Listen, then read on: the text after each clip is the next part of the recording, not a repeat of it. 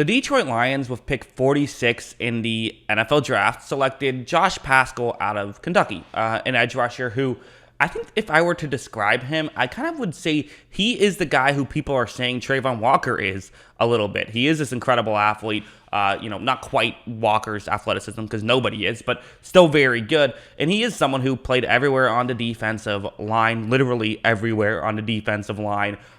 He was incredible in the run, and his numbers were very good in the run, and still can rush the passer pretty well on top of that. So Paschal's actually someone who he just didn't, for whatever reason, every now and then this happens, or someone just doesn't make my radar during the pre-draft process. I hadn't evaluated him pre-draft, but learning about him, post-draft, he's actually really exciting, and I think a lot of fun to be had with him. So it might not be a position they needed necessarily, but hey, you can always use extra edge rushers, and Aiden Hutchinson and now Josh Paschal.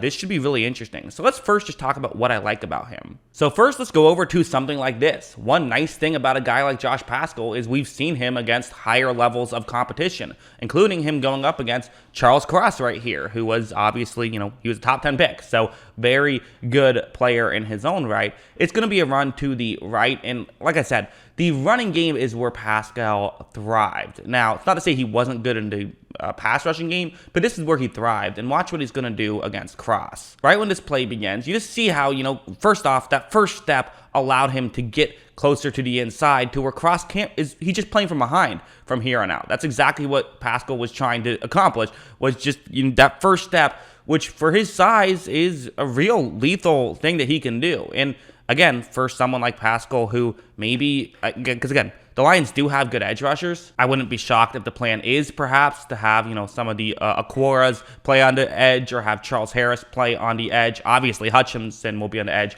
Maybe Paschal can go to the inside. I don't know. But regardless, whatever that ends up being, he can pull off stuff like this. We'll watch how he's then going to get over and make the tackle. So an aware play on top of that, along with a good first step. And again, he's a tough guy to push around. So all of that stuff just makes for a lethal combination. Interestingly enough, something like this is how he got a decent number of his pass rush wins when he was an edge rusher, which is fascinating because typically, so what's going to happen here is he's going to just use speed to his advantage. Watch what happens. Look, he gets to the outside, he uses, long reach to be able to get further towards the outside and be able to have a chance at the quarterback, where one thing that I always say about speed rushers is the fact that, guys at the NFL level are just quicker than they are at the college level. That's one of the bigger differences, is that guys at the NFL can move better and are better athletes. So some speed rushers tend to be bust. That is a thing that happens. But most speed rushers aren't like someone who you think is too big to be an edge rusher. So that's what makes Paschal such a unique talent. Because at this point, what do you do if you're a tackle? I mean, typically what you are supposed to do is just push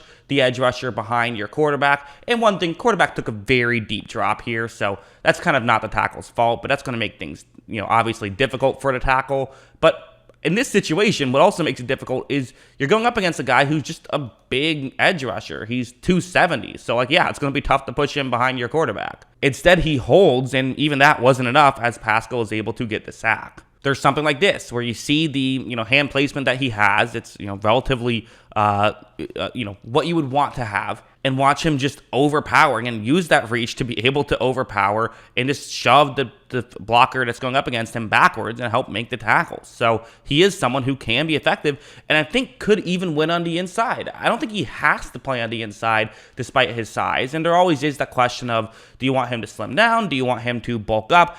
I've always kind of been a believer in, at this point, they're adults, they are who they are.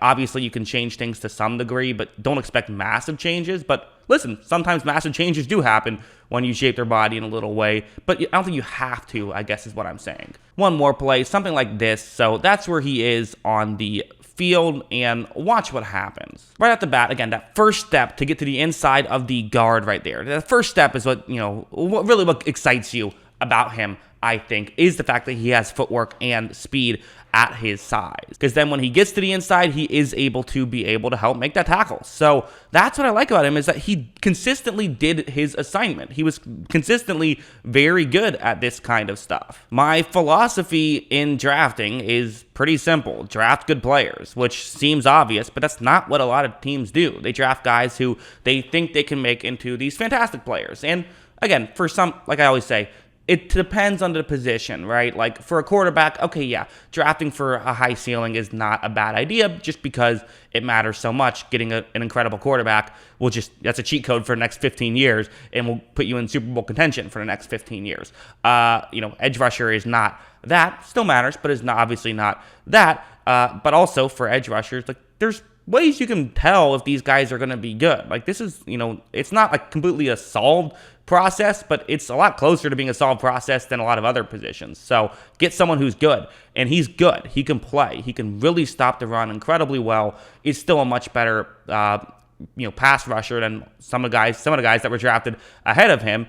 And I think you can even argue has maybe a higher ceiling because he is this incredible physical player. And I still think that there's some technique things he could improve on, perhaps. So if you were to package all of that together, you'd be talking about just an incredible player and someone who could be a legitimately really good defensive lineman for the Lions, who, again, they don't need that much in this position. Their lines are good. If you're a believer in you build from the offensive line and defensive line and then work backwards, which I'm actually not a believer in that. I think you work from, improve your secondary, improve your passing game, and then work on the lines and kind of get that with cheaper options. But if that's how you're a believer in building a team, then adding someone like him would be a great way to do that. And also, listen, they still added Jamison Williams, so they're adding stuff across the board. And for the next 4 years now, you have two potentially really good edge rushers that would be cheap. So that would also go a long way. Again, what is his ceiling? I think his ceiling's pretty good, and I certainly think that his floor is pretty good. It'll be interesting to see exactly how to use him. My gut, I think the best way to use him is as primarily an edge rusher. That's just what I think. Have him be primarily an edge rusher, which I also think the way that the Lions might do this is have Hutchinson get as much playing time as you can get him to have. And then, Aquara and Paschal will be kind of the guys who get the majority of that second spot. And then you can also have Paschal, again, work everywhere, because the versatility matters. And hey, versatility saves you a roster spot, right? If he is just going to be a backup guy or a rotational guy, well, he can do several different things. So it saves you a roster spot, which, someone does go down, well, then he can slide into that role, right? Like we saw it out with Micah Parsons, where Micah Parsons was initially supposed to be this just an off-ball linebacker who would occasionally be an edge rusher, but then once they had an injury at the edge rusher position, he then became an edge rusher for a few games and then kind of went back to his hybrid role. Well, you might see something similar with Paschal because, again, defensive linemen get injured. That's a thing that happens. So as a whole, he was a real joy to watch, I would say. A lot of fun watching him. Recommend his tape and recommend just reading up about him. Because he's someone who, again, I wish I knew more about him before this pick, because I really like him. So really good draft by the Lions. I think because of this Paschal pick, I think that it makes me feel better about them. But that's what I think. What do you guys think? Let me know in the comments below. What are your thoughts on this draft pick? Always love hearing from you. And of course, as always, thanks for watching.